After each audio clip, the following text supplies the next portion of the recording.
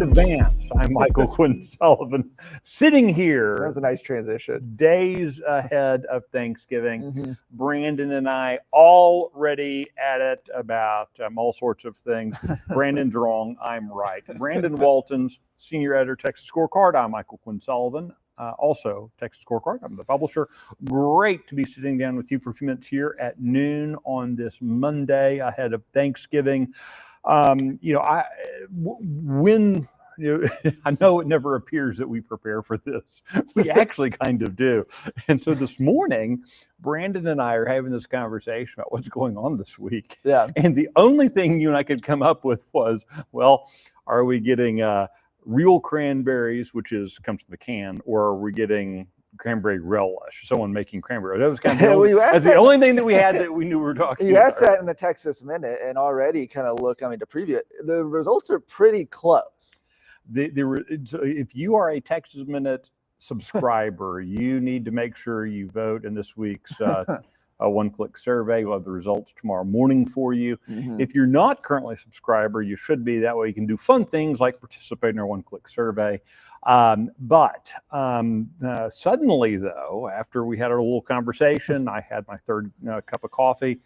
Well, that's not true. My third cup of coffee here. Mm-hmm. About my 29th cup of coffee since the day began for me. A poll has come out, Brandon, looking at the Senate contest where, according to this poll, now this is a pollster aligned with Wesley Hunt, the U.S. Congressman from Houston who threw his hat in the ring about a month and a half ago now. But Wesley Hunt and Ken Paxton are both beating John Cornyn in the three-way. Cornyn's in third. In heads up, he loses to both of them. Yes, and there's a number of interesting data points in that. And I'm glad you started out by saying this is from a super PAC that's affiliated with Wesley Hunt. So this is certainly a Wesley Hunt, certainly sanctioned poll, right? So you take all that and put that in context. However, if you look at these poll numbers, very, very good for Wesley Hunt. Certainly, it shows him and Ken Paxton, sort of performing very similarly against John Cornyn. But it's particularly bad for John Cornyn for a number of reasons. One, the fact that Cornyn, who is the incumbent senator, that he's coming in 23 years in the U.S. that he's Senate. Coming in at third place behind two challengers is absolutely. I mean, I can't think of a time that we've seen any incumbent senator in the country performing that poorly in a primary challenge. We've never seen it. So that if that actually is true and that comes to fruition, that's going to be really something if Cornyn comes in third place. Additionally, there's been a lot of talk, especially early on in this race, about what the effect of a Trump endorsement could do. Right. Donald Trump, President Trump, then endorsed John Cornyn 6 years ago for re-election. There's been question about whether or not he would do that again. Certainly, the president has shown a willingness to lean towards supporting incumbent members in Congress for various reasons. At the same time, he's had a relationship that's been pretty close with Attorney General Ken Paxton and Wesley Hunt now in this race throws in the question, well, is the president going to come in and endorse? This data from this poll. And to be clear, Wesley Hunt also a very close relationship with the president. Exactly. This poll, though, that was released today, that's come out, shows that even with a Trump endorsement, it's not enough for Cornyn to win the race. So they ask, hypothetically, these voters, if Trump endorsed Senator John Cornyn, would you vote for him? He's still losing even that hypothetical. And that, I think, is going to be a real problem for the senator, and something that they'll probably be talking about at their Thanksgiving table. Yeah, look, not a happy Thanksgiving present for John Cornyn. Again, we're currently 99 days from primary election day. A lot of things can happen in 99 days. Sure. Scandals, endorsements, shoe leather, all the kind of things that can happen that will change this landscape. But for today, that's rough for John Cornyn. Yeah, it's not good. Yeah.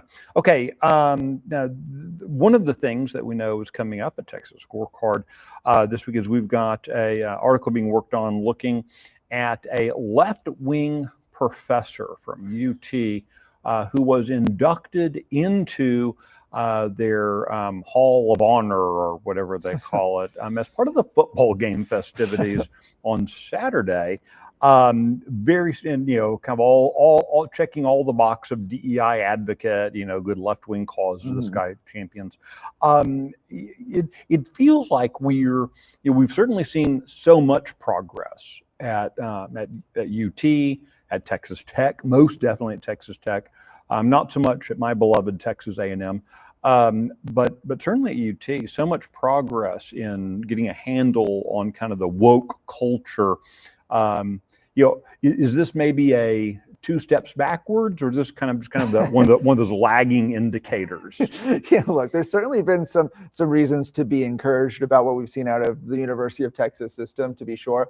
But I think this puts in perspective. We're still talking about these institutions of higher education that have lunged so far left.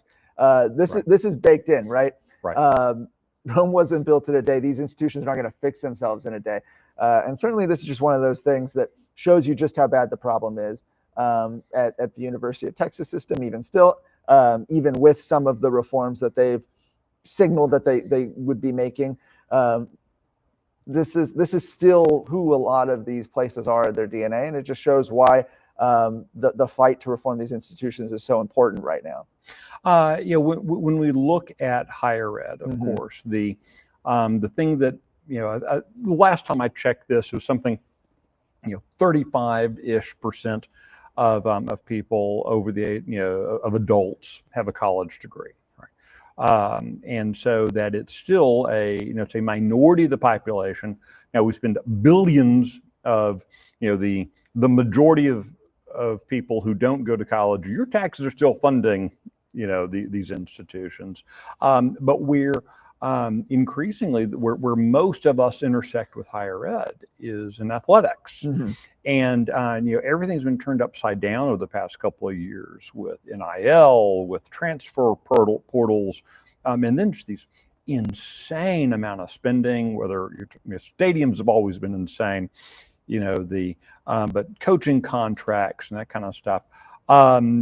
We now have, again, at Texas Tech, the chairman of the board of Texas Tech, Cody Campbell, has been on the forefront of saying, guys, we need to rethink what we're doing here. We need to have a conversation about are these athletic competitions, are these semi-professional leagues, or are these for student athletes? And Cody Campbell was a standout Texas Tech player, went into business, has been a very standout businessman.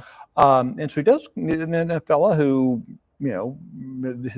he got to go to college because of sports. Right. And so he's raising a very interesting concern about kind of the role that towards we've got our NCAA approved football here, along with our cornucopia.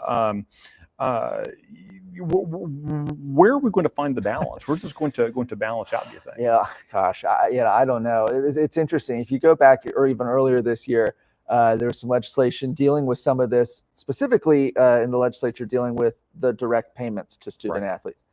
And it was one of those rare instances where you saw people like Mitch Little, Republican State Representative Mitch Little, on the same side as Democrat Jolanda Jones. Both of them were athletes in college. And both of them were expressing a lot of concern about this new era of NIL and paying college athletes and all that. And so it's interesting to see. I mean, Texas Tech has been the loudest program saying, "Wait, we need to take a look at this." And Cody Campbell's certainly been on the forefront there. Okay, Brandon. So let's radically shift gears here. What are your Thanksgiving plans? My Thanksgiving plans? Well, we're going to be going down to Houston and spending it with the in-laws, which is the best way to spend Thanksgiving. Wow, man, talk about a suck up to your mother-in-law right there. So certainly excited about that. And then I think, like everybody, we're going to be watching the big game on Friday, UT versus A&M. What are you predicting for that game? It's interesting. At the beginning of the year, you would have thought this would have been a game that had a lot of implications. UT not performing as well as some would have expected at the beginning of the season. Now I say that as I'm Baylor football, so I'm just a third party. Did Baylor have a team this year? Yeah. Sorry, I know. But open wounds. Yeah. Obviously A&M it makes it to the playoff whether they win or not. But I think UT's got a lot to prove in this game. It's at home. I think it's in Austin. I think I'll take Texas for the win on it. Oh, really? Yeah. Wow. All right. We'll have to talk. We'll talk more about that here over lunch in a minute. All right. Special edition of Real Texans will be coming for this week's Real Texans will be coming out tomorrow. Mm-hmm. Thanksgiving edition. Maybe a little spoiler. Brandon Waltons puts on his gourmet chef hat for us at one point. So you will want to check out tomorrow's edition, special edition, Thanksgiving edition of Real Texans. If you subscribe to the TexMed email, you'll be able to get that first thing in the morning. Otherwise, you can find it on YouTube, Instagram, X, all those kind of places. Yep. So, all right. Until then, I hope all of you have a fantastic day. We will see you. We won't be doing this next week, but we'll see you in 2 weeks. Have a happy Thanksgiving.